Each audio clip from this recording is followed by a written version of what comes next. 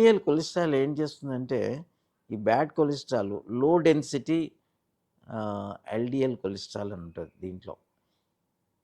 ఇదేంటంటే ఈ blood vessel యొక్క గోడల్లో మనకి హార్ట్ బ్లడ్ వెసల్స్‌లో 3 ఉంటాయి. ఇంటిమా, మీడియా, అడ్వెంటిషియా.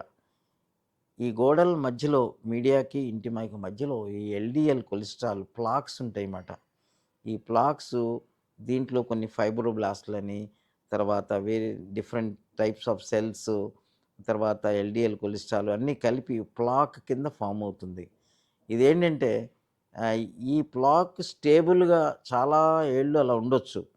మనకేదైనా స్ట్రెస్ వచ్చినప్పుడు రకరకాల స్ట్రెస్‌లు మానసికమైన స్ట్రెస్ కానీ, వైరల్ ఫీవర్స్ కానీ, ఇటువంటివి ఏవైనా వచ్చినప్పుడు ఏమవుతుందంటే, ఈ ప్లాక్ రప్చర్ అవుతుంది. రప్చర్ ప్లాక్ అంటే ఏమవుతుందంటే, ఆ యొక్క మనకు మొటిమ మీద మనకి పైన పింపుల్ పగిలితే ఎలాగ పస వస్తుందో సింపుల్‌గా చెప్పాలంటే, అలాగా ఇది ఆ లేయర్స్‌లో ఉన్న ఎల్‌డిఎల్ ప్లాకు అది బద్దలయ్యి లూమెన్‌లోకి, బ్లడ్ వెసల్‌లోకి లీక్ అవుతుంది. ఇదేంటంటే ఇన్‌ఫ్లమేషన్ కాజ్ చేస్తుంది. ఈ ఇన్‌ఫ్లమేషన్ వలన బ్లడ్ క్లాట్ అవుతుంది కరెక్ట్‌గా ఆ ప్లాక్ మీద. అప్పుడే ఆ లూమెన్ క్లోజ్ అయిపోతుంది. బ్లడ్ వెసల్ యొక్క రహదారి లూమెన్ క్లోజ్ అవుతుంది. అప్పుడే మనకి హార్ట్ అటాక్ వచ్చింది అంటాం. ప్లాక్ రప్చర్ అంటామన్నమాట దీన్ని.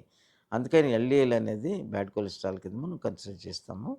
హెచ్‌డిఎల్ కొలెస్ట్రాల్ అనేది మనకి దానికి ప్రొటెక్టివ్ కొలెస్ట్రాల్ కింద భావిస్తాం. ఎంత హై వాల్యూ ఉంటే అంత మంచిదని. హై డెన్సిటీ కొలెస్ట్రాల్ ఇది lipids.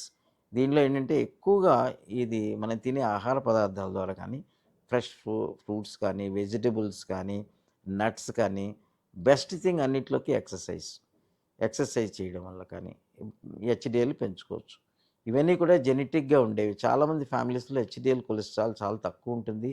But there are medicines also how to increase HDL cholesterol, how to decrease the LDL cholesterol.